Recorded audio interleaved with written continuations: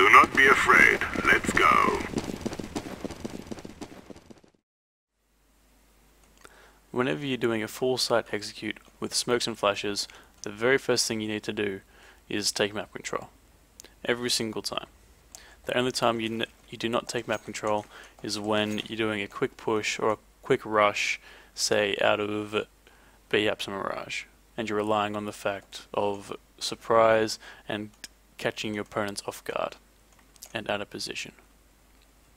When you're not doing that, and when you're doing the strat I'm about to show, you always take map control first. Okay, so the reason you do this is to stop CT aggression, or in other words, stop the CTs from finding out where the terrorists are playing, where your team is playing. The reason this is really important is because if the CTs figure out where you are playing, they then know what site they need to stack and where they can leave one person to to watch a certain angle, and they'll know when to counter smoke, when to counter flash, and it just makes your life a whole lot harder as a terrorist when taking a site. So by map control, all I mean is spreading out on the map, on the parts of the map that are essentially given to the terrorists at the start, and just keeping the CTs humble. So for example, coming down here and say taking one peek, making sure the counter-terrorists know that you're there, even just jiggle peeking like this. Again, once they know that you're here, it's extremely unlikely that they're going to push, because once they come out, they have to check about half a dozen different angles.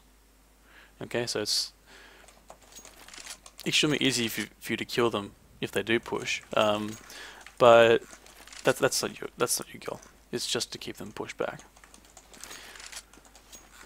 Okay, another thing you have to consider is obviously not dying at the start of the round, because for this strategy at least, you need 5 people alive, because you need 5 different smokes in order to do the strategy properly. So you need all your players staying alive. At worst,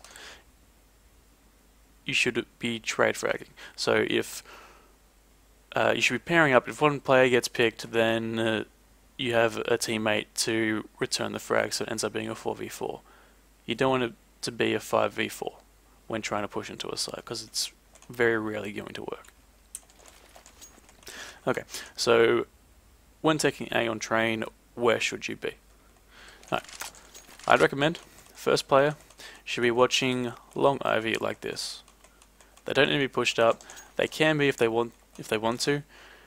Say if you know that the CTs don't tend to push, say it's late in the T half, and you know that the CTs don't like pushing, then you can come up here and just try to peek them, make sure that they know you're there. But you don't have to. You can stay back here, just making sure they're not pushing. Again, your goal isn't actually to kill them, it's just to keep them pushed back. Okay, so your second and third players, this will be an AWPer and a support player. They don't have the bomb. I'll talk about the bomb in a second. The first player, the AWPer, comes out and tries to get a pick in that angle there, because the terrorists always get here first before the CTs get out of Z. So that's a really important pick to get if you can get it. The support player is basically, his job is basically to keep the AWPer alive. So he's going to be checking this angle here, down jungle, and also on top of blue. That's also a good spot that a CT, or an intelligent CT might be, because it's not especially obvious, considering that most players aren't very well experienced in train, especially new ones. And this up here is quite a strong angle. Once you're ready to do the execute, these players will come out and they're going to be throwing smokes from T-spawn. Likewise with the person watching the live, he's going to be jumping on brown bin, but we'll get to that in a second. Okay, so the last two players, players 4 and 5, and they're going to take the bomb up white halls. This first player with the bomb is going to drop it here, peek this angle like this, just watching brown holes from up here. Also making sure nobody's pushing up ladder as well. Really important. He's going to be playing with his teammate down here, who's going to be listening in for the rush up B ramp, if there is one coming. Importantly, these two players it's unlikely that they're going to be pop flashed, because the most powerful pop flash is one that bursts like right here, like right there, and that's not going to hit these guys back here. It's supposed to hit players up here, but again, you're not being aggressive. You're just pushing the CTs back if they're being aggressive. Okay, so once you're in these spots, you hold them for 10 to 20 seconds, and then you go into the execute. Okay, this player here is going to come here, pick up the bomb, break those 3 windows. This smoke is for heaven. He's going to line up here, turn around, walk up the line to the top of this brown smudge, aim up right there while crouched. You want to go in game and get this lineup as correct as possible, because it is quite finicky. It's actually the hardest smoke in this entire set that I'm going to show. For me, my crosshair is set in such a way that the right prong lines up perfectly with the bottom right corner of this window pane, and that's how I know that the lineup's perfect. So I'll just let go. It'll bounce once, come down, and land in heaven, blocking it off completely. This small gap here, if I don't get stuck, he can't see anything important, because when you push out onto A site, you're not going to be pushed up this far. Okay. Oh, also another thing I should mention is the smoke only works when that window is intact. If it's broken, the smoke will land back here and this entire side will be open. Next smoke. Person that was down here. He won't have the bomb, of course. He'll be up here. He's going to be watching this brown, the smoke lineup is looking at this brown railing, coming back and lining up the end of it with this brick here, just like this. You want to see the tip of the handrail. While standing, he's going to aim just there, just like that.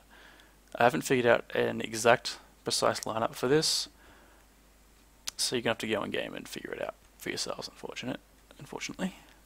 So he's going to do a double click throw, so hold down left and right mouse button, and then let them go at the same time. Like that. Comes down and lands right there. Just like that. Okay.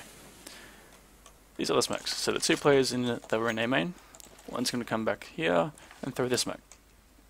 Aims at the left side of the smokestack, aims up at the wire. Really simple. Let's go. And it lands in between blue and brown terrain. So when the A main players are crossing out, they don't have to worry about that angle there. Again, this is the easiest smoke to throw of the 5 that I'm showing. You don't have to be very precise. And the last one, again, the person that was playing in A main. Sorry, the second last one I still want to show. Aims at the corner of the shadow here, stands up, aims at the corner of this box here, aims up a bit, and throws. This is going to land to the right of the bomb train, like that. Just like that. And to complete the wall of smokes, the person that was playing an Ivy, or Long Ivy, watching Long Ivy, he's going to jump on brown box, aim at this corner here, aim all the way down, line up at that corner, stand up, aim at this corner of this watchtower, and let go. Bounces on brown and comes back and lands on the plant train. So, if I can get the bomb. So when the person with the bomb comes out ladder room, he, with his teammates coming out A main, will clear the site, pinching the person playing A box if there is one, and he will come and plant in that smoke. Okay? And I'll just show you the smokes again, all complete. All 4 of them at least. Get up. There we go. And one here. So this is what you're greeted with when you come out ladder and A main. So literally the only angles that the CT is going to be playing is here. You can just spam through the smoke even and try to get a person playing in that hallway. You come here, pre-fire this angle as well, and then you come and with the person coming out of ladder room, you pinch the player playing E-box. And the person coming out of ladder room, once he's helped pinch, will come up and plant the bomb in the smoke. Like that. One more thing. The other 4 players who aren't planting the bomb should not go past this E-box. Because once the smokes are faded, if you're up here, you have no cover whatsoever. The only cover you have is what? Up here, and you can be picked from here. From Z. It's a really bad spot. So this strat relies a lot on your team being able to play the bomb properly, and watching all the flanks, and knowing when to peek, when not to peek, getting trade frags if the CTs do decide to push you, and if you get all those things right, this strat is extremely strong. In fact, right now I'll go and show you a round where Renegades do it versus NIP and win convincingly. Okay, so here we are with the Vox, now known as Renegades. This is from GFinity 2015, Spring Masters 2, if you wanted to find the game. First thing I'll say about this particular execute is that they don't actually go and take map control right away. Now, just because Vox didn't do it doesn't mean that you shouldn't, because Vox is a team that is excellent at going through demos, analyzing how the enemies play, and then playing off what they've analyzed. So, NIP hardly ever pushes aggressively. It's extremely rare. So that is why Vox opts to go for a 1 minute 25 second execute, as opposed to going straight for the map control. Now, so in your games, I don't recommend this at all, unless you somehow know who you're playing very well. But at the lower levels, that is extremely unlikely. So again, it doesn't matter if you do this execution 25-30 seconds later than Vox does it. It just, again, it's absolutely critical that you take map control and that you know that the CTs aren't going to be pushing aggressively. Okay. So you can see they all go to their standard spot. So we're going to watch Sponge, who's the bomb planter. Checks ladder, lines up the smoke. Again, this is really, really quick. As soon as he gets up there, he goes straight for the execute. There he's going to throw the heaven smoke.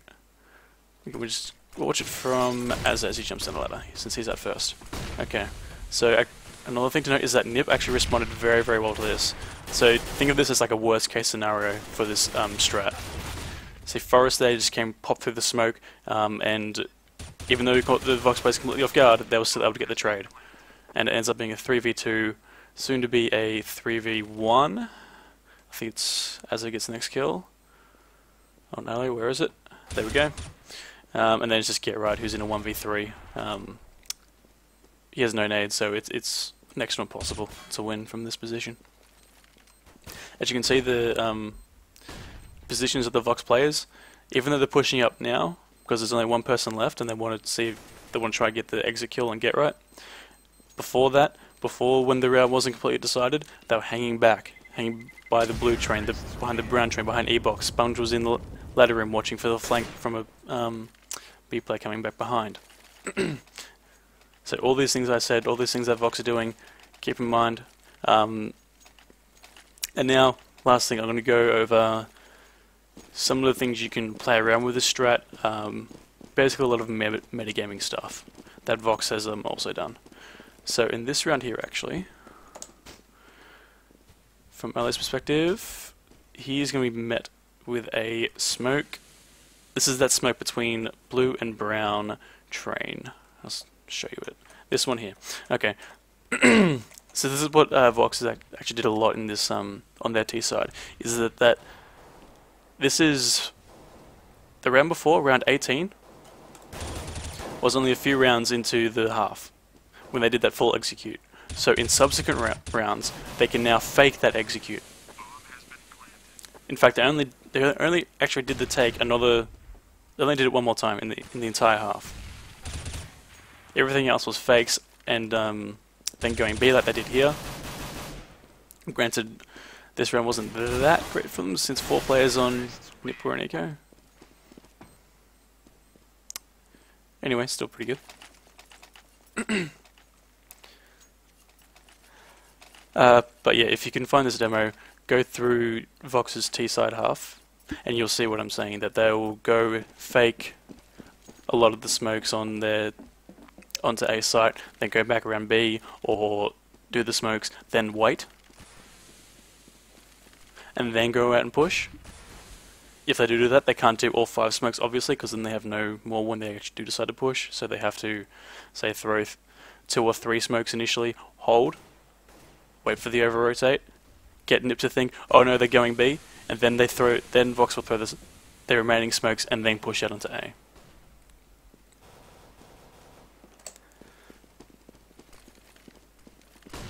So here, round 20, what they did is they did very similar smokes. So hopefully they're still up and show you them. Okay, they're just dissipating. They landed there, and what they did was they actually pushed through them. They also had a smoke here in front of Z, and then they pushed through it. And it ended up being a B split. So the other players coming out through brown holes, up as in B main, and through Z. Extremely unexpected, and as you can see, they're now in a 3v2 forest on virtually no health, bomb down, and they're saving. Nip's saving.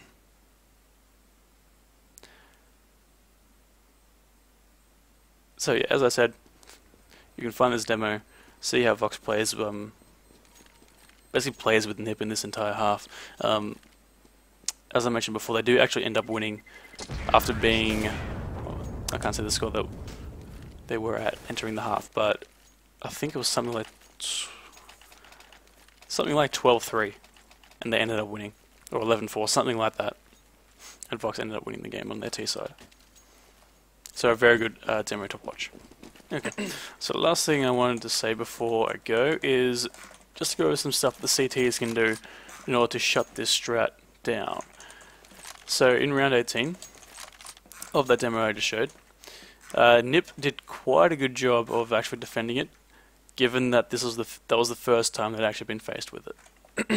So what Forrest was doing, he was up here on blue, actually a good position to be as a CT, because any smokes are going to be there, no further back in the site. They're not going to be any smokes are not going to be blocking this player off. And granted, a good terrorist team will check this angle, but an inexperienced one won't be. So this is a good spot to be. So Forrest didn't get a kill here. He got... What actually happened was he pushed through this smoke here, this blue and brown smoke. He pushed through it, caught 3 players off guard. He was able to get 1, damage another, and then get picked off. He actually could have got probably all 3 of them if his aim was a bit better on. He then came around and was killed by one of these players here. Okay, so later on in the half, what Nip decided to do in order to counter the strat when Vox did it again was something really, really smart. They counter-smoked. So threw a smoke here and a smoke here, I believe.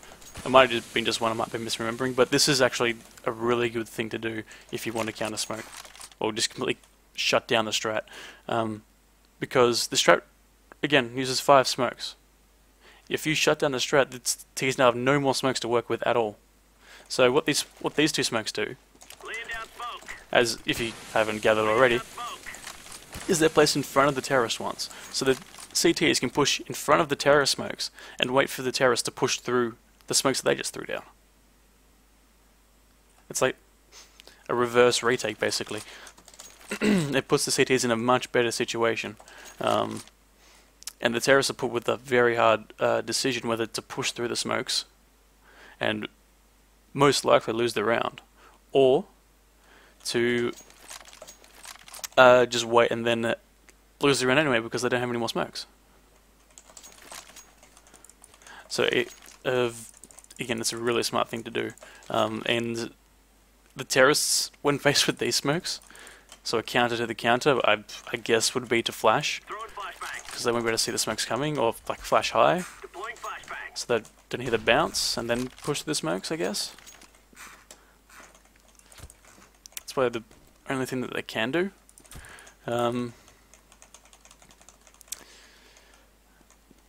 But yeah, that's the best thing that the CTs can do in order to shut down this strat.